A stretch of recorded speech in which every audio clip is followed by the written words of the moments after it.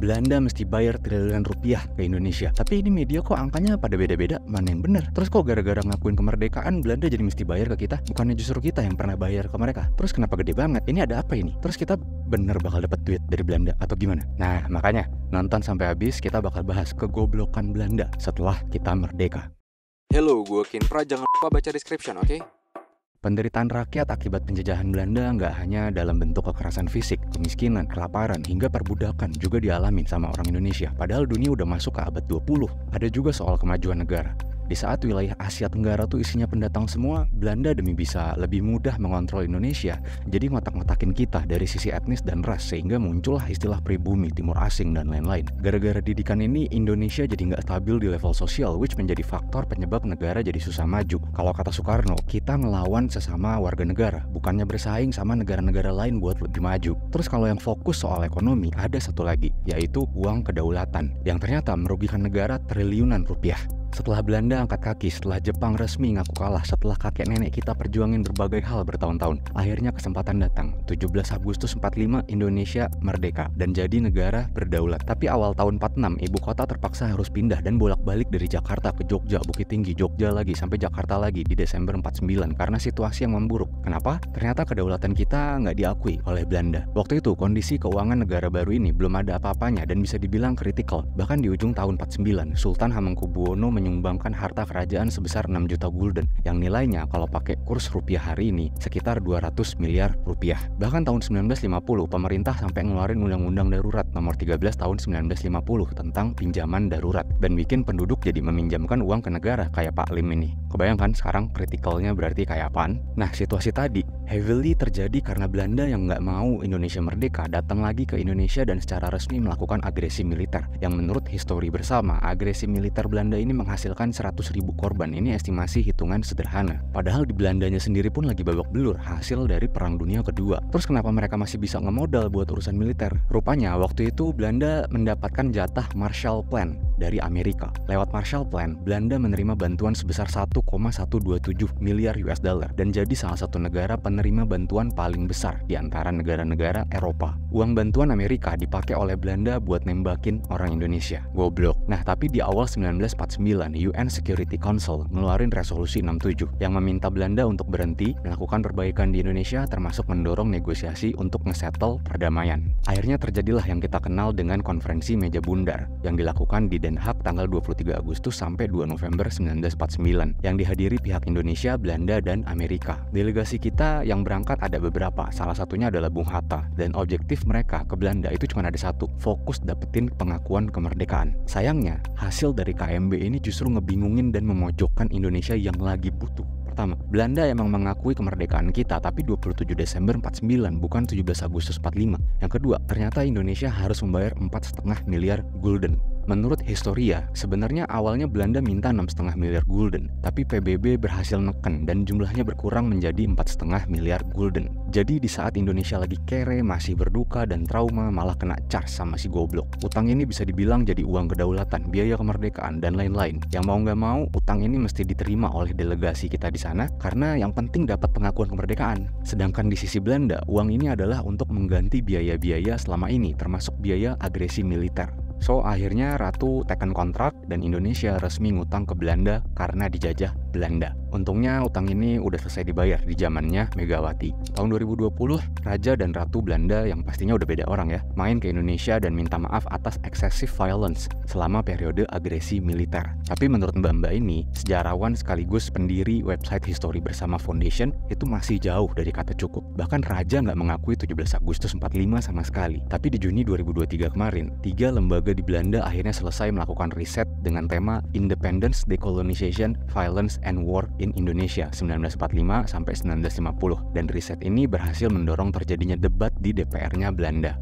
Nah, di debat yang nggak kayak debat inilah PM Belanda nyebut kalau Belanda mengakui 17 Agustus.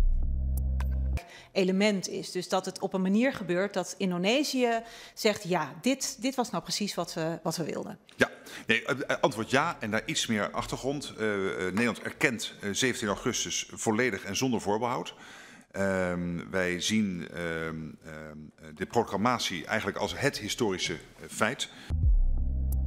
Jadi the Netherlands recognize August 17 in full and without reservation. Belanda mengakui 17 Agustus secara penuh tanpa syarat. Tapi teman-teman bisa lihat kalau ini bukan kayak pernyataan resmi dan emang belum ada sikap resmi Belanda yang emang disampaikan secara resmi, misalnya di press conference. Karena itu urusan kenegaraan, jadi harus resmi biar clear. Bahkan jubir PM-nya masih bilang kalau Belanda secara hukum tetap megangnya ya sesuai tanggal transfer kedaulatan, which di tahun 49 pas KMB tadi. Jadi menurut gue pernyataan PM Belanda tadi itu bukan pernyataan resmi.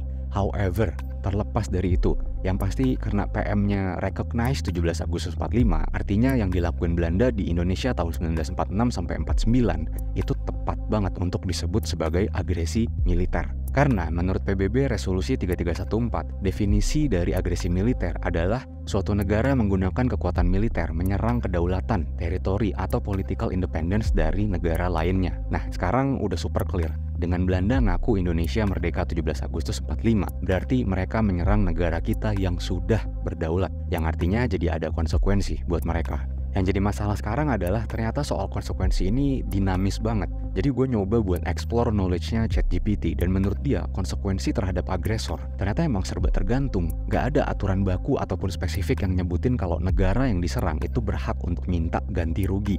Contohnya, Singapura pernah berhasil dapetin ganti rugi dari Jepang, tapi cara mereka dapetin ganti ruginya adalah dengan turun ke jalan yang dikenal dengan Blood Death Rally di City Hall tahun 1963. Indonesia juga sebenarnya pernah dapat dari Jepang hasil perundingan San Francisco, dan Suriname ternyata juga pernah dapat bahkan dari Belanda, tapi semua ini sifatnya request dan negosiasi. Sehingga yang gagal pun juga ada, yaitu Nicara gua yang harusnya dapat dari Amerika. Tapi let's say lah, pengakuan tadi resmi dan kita beneran mau nagih. Dan berapa angkanya? 4,5 miliar gulden kah? Atau sekitar 500 triliun tadi? Bukan. Jeffrey Pondak, dia adalah seorang aktivis dari Indonesia, chairman dari KUKB yang udah memperjuangkan hak Indonesia untuk dapat ganti rugi dari Belanda. Tepat setelah debat DPR Belanda dengan Mark Rutte tadi, dia ngomong ke sebuah media lokal di sana. Dia bilang, karena Belanda melakukan kejahatan perang, maka Belanda mesti balikin uang 4,5 miliar gulden dan bunganya 24 miliar gulden. Ini bau-baunya gede banget nih. Oke, karena hitungan media-media tadi pada beda-beda dan nggak clear hitungannya dari mana, jadi sekarang kita hitung bareng aja. Nilai tukar Dutch gulden ke USD ini NLG bukan ANG ya. Terakhir kali sebelum mereka jadi euro itu di tahun 2001 Desember, 1 USD-nya adalah 2,4727 NLG. Berarti di tahun 2001, 4,5 miliar NLG itu nilainya udah 11 miliar US dollar. Bunganya berarti 59 miliar US dollar. Nah, kalau pakai kurs IDR USD hari ini, berarti 11 miliar US dollar tadi udah jadi 169 triliun rupiah dan bunganya jadi 903 triliun rupiah. Jadi hari ini totalnya 1073 triliun rupiah. Itu gede banget. Dan kalau bisa dapetin duit itu dari Belanda, pemerintah bisa ngebangun 3,5 juta unit flat dengan harga jual 300 jutaan. Kalau dicicil 25 tahun aja oleh satu kepala keluarga, angsuran per bulannya sekitar 1 juta rupiah. Affordable nggak? Apalagi infrastruktur bakal terus dibangun lebih merata, jadi lokasi dimanapun harusnya mulai nggak bermasalah. Akhirnya berkurang deh orang tinggal di tempat kumuh. Ini belajar dari Singapura banget. Tapi Hikmahanto bilang tak perlu menuntut. Waduh.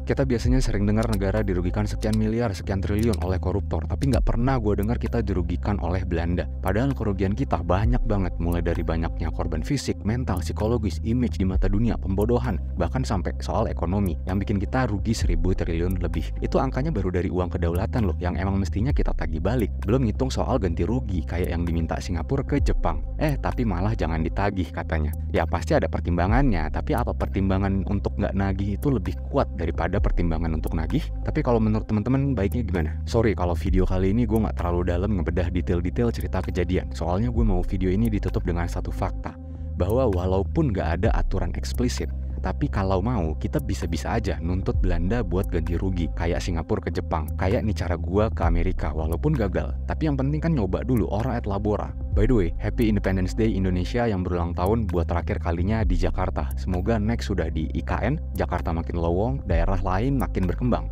dan kita bareng-bareng sampai ke Indonesia Emas 2045 dan Belanda udah bayar 1.000 triliun.